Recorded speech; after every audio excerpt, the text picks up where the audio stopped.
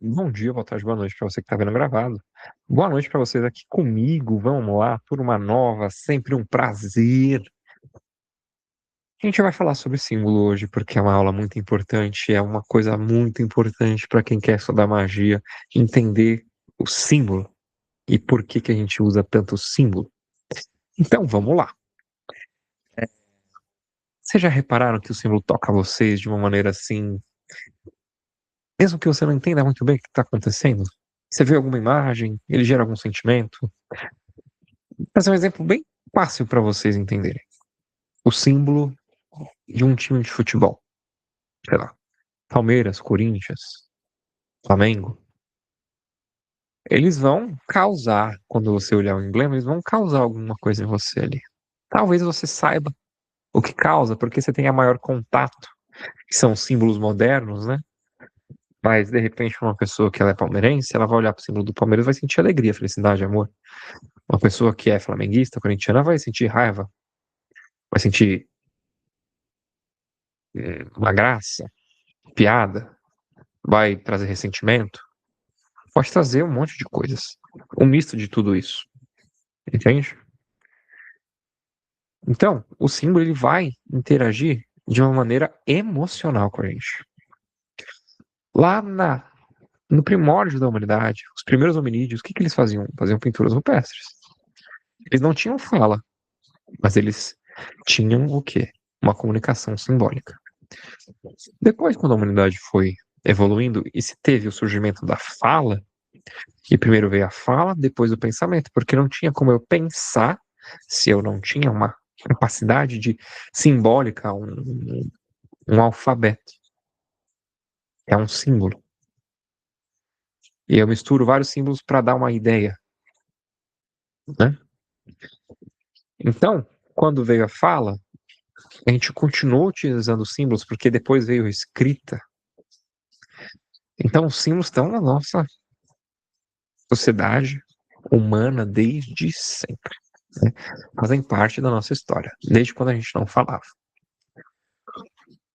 O mago, o ocultista, tendo entendimento de que o símbolo evoca sentimentos e sensações, e baseado nas tradições orais de povos, por exemplo, a Cabala, que era uma tradição oral, a linguagem dos ancestrais, do povo é, Urubá, e vários outros povos, enfim, os kanjis, então tudo sim.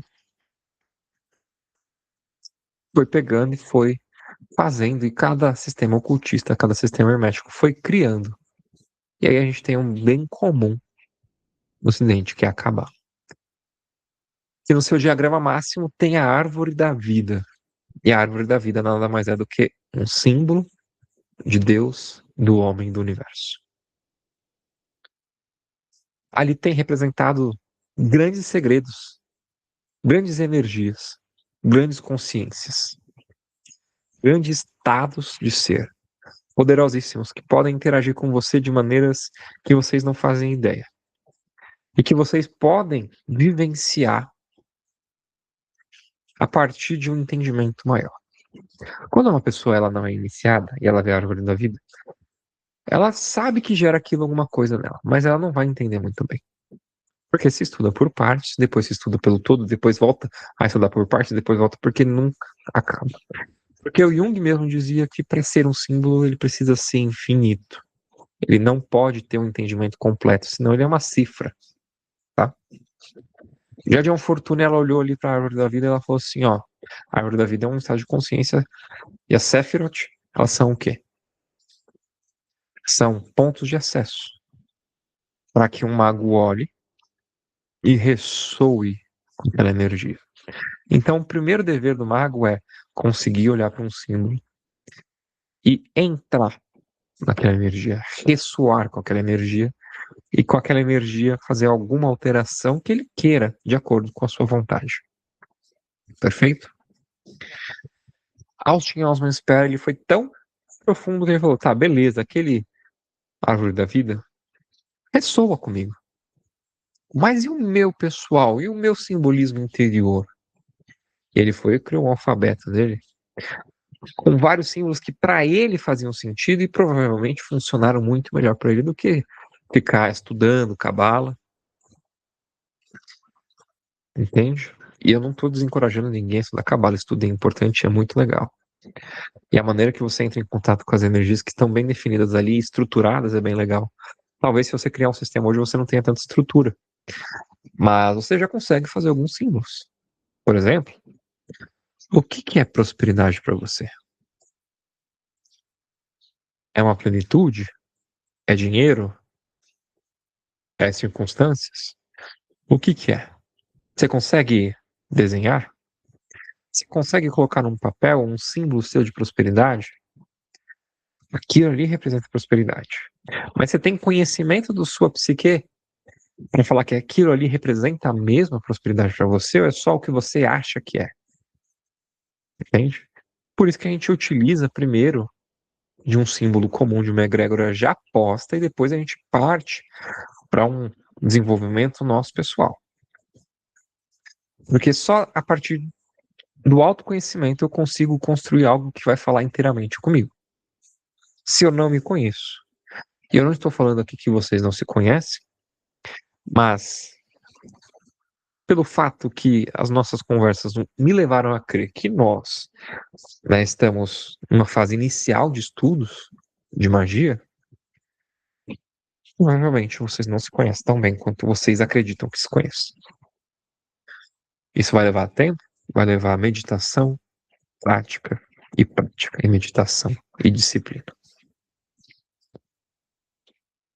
Nós usamos símbolos para tentar prever fatos, para tentar decodificar uma coisa que está no inconsciente, para falar sobre energias correntes, por exemplo, o tarô, que é um símbolo para a gente tentar traduzir uma mensagem que a gente não está conseguindo captar do nosso próprio inconsciente, das energias universais.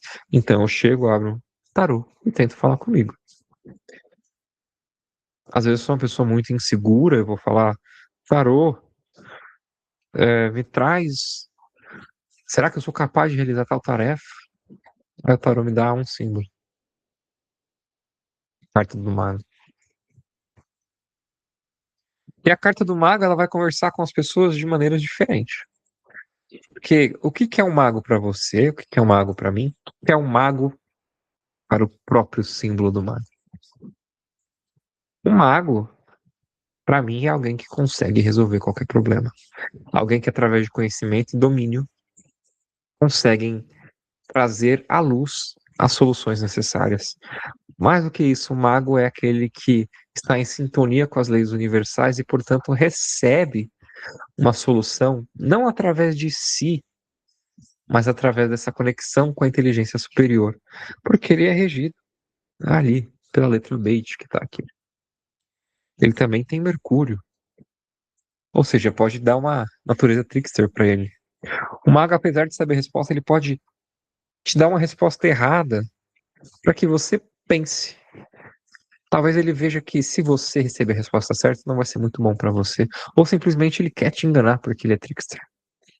Então, olha só o quanto de símbolo a gente consegue extrair, quanto entendimento a gente consegue extrair de um símbolo.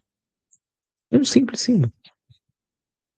Então, o tarô é uma conversa do meu inconsciente, uma conversa das energias universais que estão aqui postas. O tarô ele vai tentar traduzir isso aqui com perfeição, tá? Não é uma tentativa, estou sendo bem justo. Quem vai tentar entender somos nós. Então, pensem bem antes de sair criando símbolos para vocês. Agora, quando a gente tem, por exemplo, uma séfira na árvore da vida, vamos pegar uma séfira que todo mundo gosta de falar, né? Chesed. Por quê? Chesed, ela vai reger 4 tipos de energias na sua superfície. Por quê? Chesed, ela é uma séfira e no mundo de Yassilut, ela vai reger um nome divino, El.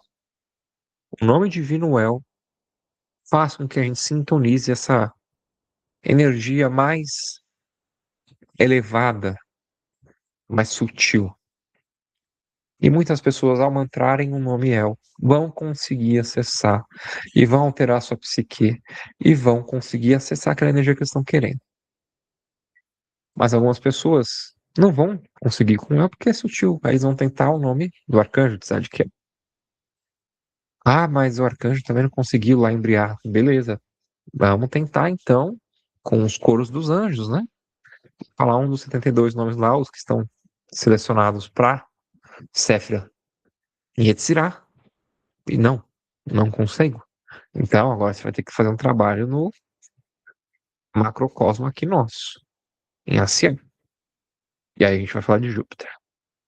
E aí, quando a gente fala de Júpiter, muitas pessoas vão falar, ó, sorte, porque já tem um entendimento básico sobre astrologia, grana. Ah, tá, entendi. Então vai ser essa energia que a gente vai trabalhar, basicamente, mas não só.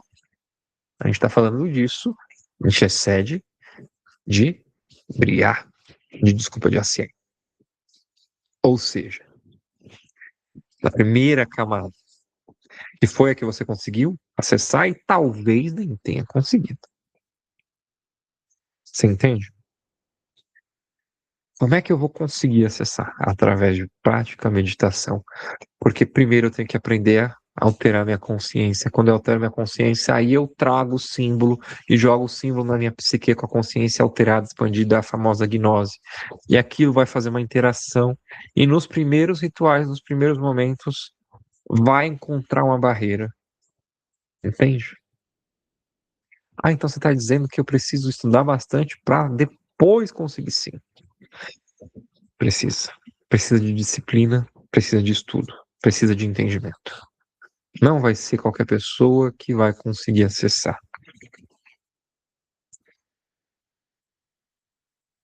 Isso separa os iniciados dos não iniciados.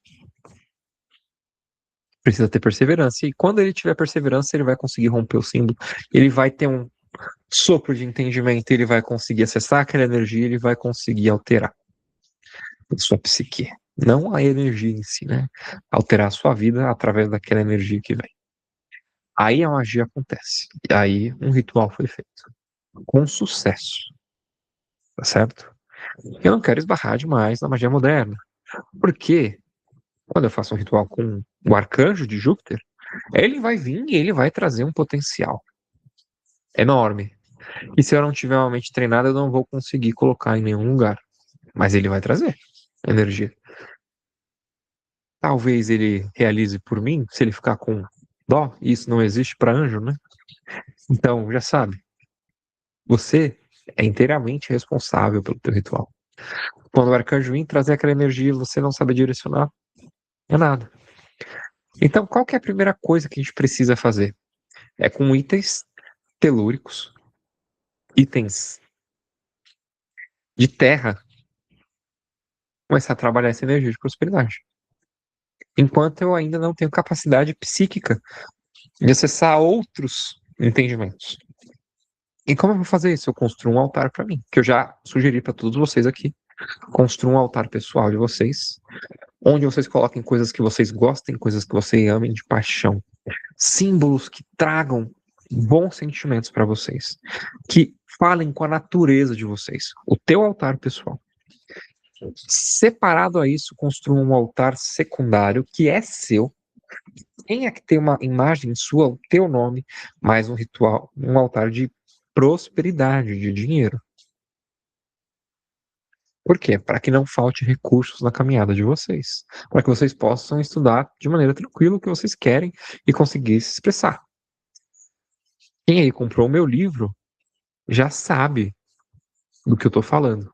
Lá no livro está explicadinho todos os símbolos que você pode colocar dentro do altar. Então, se você colocar um símbolo X no altar, por exemplo, o 10 de ouros, ele pode evocar uma coisa. Se você colocar o 9 de ouros, ele pode evocar outra coisa. Você coloca um cristal, você coloca o símbolo de Júpiter, você coloca o símbolo de Mercúrio, porque Mercúrio pode trazer comércio e prosperidade. Você coloca o símbolo de Vênus, porque Vênus pode trazer luxo e prosperidade. Você coloca ali o que ressoa mais com você, o que você entende mais como prosperidade. Toma banho de erva, aceita essa energia em você. Tá lá os banhos, tá lá no livro, tá na apostila que eu passei pra vocês. Tá ali o banho. Você começa a sentar essa energia, você começa a entender como é essa energia, como é entrar em contato de fato com essa energia através das ervas. Porque as ervas também vão ressoar com planetas, com céfiras. Campo harmônico musical vai ressoar, porque tudo é um símbolo que vai ressoar, porque o universo é simbólico. Vocês entendem isso? O potencial e a necessidade de se aprofundar na capacidade de ler o símbolo, porque você precisa pegar um símbolo qualquer e entender qual a energia que ele está passando. Carta do mundo, tarô de Waite. Diferente do tarô de Thoth, o Waite ele esconde os símbolos. Mas já que a gente está falando de mundo, de realização, materialização, eu vou falar que ele é regido por Saturno. Ele tem a letra hebraica Tav, que é o caminho de Yesod a Malkuth, ou seja, da materialização. A completude do final do ciclo é a última carta do tarô, é o último caminho da árvore da vida, onde as coisas se manifestam. Um símbolo de completude, símbolo positivo. E aí tá Saturno, que todo mundo morre de medo, falando sobre coisas boas, materialização. Ou às vezes não tá dando qualidade de nada, né? Não pode ser bom, pode ser ruim também. Pode trazer coisas não tão agradáveis. Faz parte. Então percebam o poder do símbolo, o poder que vocês têm de atuar através de símbolos e como que vocês vão ser capazes de construir sigilos, como vocês serão capazes de construir rituais baseados em símbolos para que vocês alterem a psique de vocês através de um ritual. E o primeiro passo é aprender a entrar em estado alterado de consciência. E aí a gente tem aquelas videoaulas gigantescas da comunidade de meditação. A gente vai fazer exercícios cansativos, 1 hora de meditação, para entender como eu entro em um estado alterado de consciência, como eu ancoro esse estado de consciência, como eu entro a partir dessa ancoragem sempre que eu quiser, aprender a dar um comando para sair também, para que eu tenha esse controle mental. Quanto mais eu treinar, mais forte fica esse estado alterado de consciência, e quanto mais forte, mais profundo eu consigo ir no símbolo. E agora vocês começam a entender por que é caro magia. Por que magia não é para qualquer um. Por que é luxo. Por isso que se cobra 2, 3, 4, 5, 10, 15, 100 mil num ritual. Porque para você ser capaz de acessar o inconsciente, fazer uma transformação ali no inconsciente coletivo, para que essa mudança seja sentida e também no teu inconsciente, leva tempo.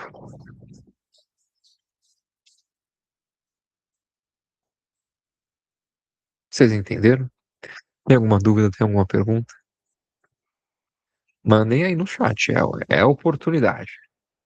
A gente começar a falar sobre magia simbólica.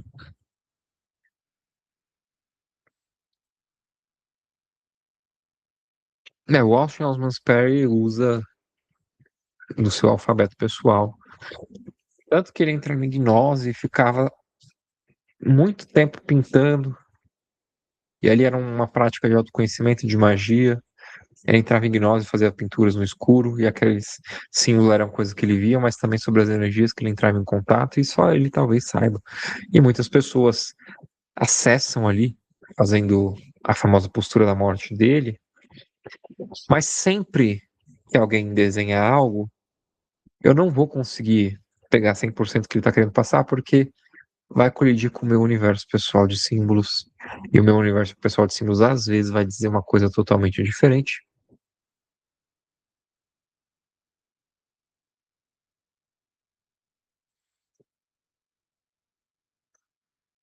A gente tem que entender que a magia, a gente não faz porque é bonito. Os símbolos são coisas que nós precisamos trabalhar dentro de gente. Eu posso estar vivendo uma sombra e as partes ruins de uma Séfira que vira uma clifa e é só uma casca vazia, porque eu não consigo acessar. Eu posso estar vivendo um problema, sabe? E eu tô me afundando por causa de desejo, pressa, ansiedade, agonia. E eu não paro e não faço as coisas direito. Como vocês assinaram um termo de compromisso de que isso aqui é sério, vocês precisam entender que isso aqui é muito sério e esse conhecimento é muito valioso e não é para qualquer um. A gente vai falar exclusivamente do altar de prosperidade na próxima semana. A gente vai trabalhar os símbolos, a gente vai trabalhar um monte de coisa. Mas eu quero que vocês reflitam nessa noite. O quão sério é, porque o símbolo ele é importante. Esse é um ensinamento que vale ouro. Só aqui, para quem é esperto, já consegue começar a trabalhar. Quem não é tão esperto assim, pode me perguntar à vontade, e mesmo que seja muito esperto, ainda assim terá dúvidas, porque eu sou cheio de dúvidas também. Mas as respostas sempre estão em quê? Pegar o símbolo e meditar sobre ele. Essa é o maior ensinamento. Ninguém vai me responder sobre a carta do mundo. Eu que vou pegar de consciência alterada e olhar para ela e ver o que ela é capaz de me mostrar, ver o que eu sou capaz de sentir, ver o que eu sou capaz de absorver e traduzir isso da forma mais abstrata possível. O tarô é. Isso aqui é uma porta, gente. Isso aqui é uma porta. A carta da sacerdotisa, por exemplo, é uma porta. Uma porta que vai trabalhar generosidade, materialização, manifestação, oculto, segredos, força feminina. É uma porta para todos esses portais, para todas essas energias em separado. Então pode ser que hoje eu medite na sacerdotisa e encontre essa questão da generosidade. Pode ser que amanhã eu medite e encontre essa questão do feminino. Ou continue encontrando a questão de generosidade até que ela se fixe e eu possa ir para o próximo. Claro que eu consigo controlar o que eu vou extrair. Muitas vezes, se eu tenho experiência e capacidade, eu consigo navegar com segurança no inconsciente ali. Bom, e isso faz parte do nosso treinamento. Construam o altar pessoal de vocês, coloquem os itens que conversamos, construam o altar da prosperidade de vocês, coloquem os itens que estão no meu livro. Tá lá, é só usar. Passei o PDF para vocês, é só usar. Tá lá o cristal, a carta de tarô, a planta, qual erva tomar banho, qual que eu vou usar. E aí vem o autoconhecimento. Por quê? Às vezes eu quero trabalhar muito com o Júpiter. Mas como é que tá meu Júpiter no meu mapa astral? Não sei. Então a minha energia de Júpiter, por mais que eu tente trabalhar com ela, de repente ela tá comprometida por uma combustão, por um mau posicionamento. E aí a gente vai trabalhar na astrologia védica para tentar trazer um remédio, um entendimento. E aí a gente começa a entender por que que as energias de Júpiter não fluem direito para mim. Por mais que eu faça ritual, ritual, ritual, por que que ela não flui direito? Agora engordar, né? Porque a gula de Júpiter, nossa, a Séfira trabalha, ó, não descansa nunca. Agora cadê a sorte? Aí não consigo acessar. E até tento uma capacidade, mas esse Júpiter aí, esse posicionamento no meu Júpiter pessoal fica complicado. Então, trabalhe teu Júpiter pessoal. A gente já conversou sobre alguns remédios lá no grupo.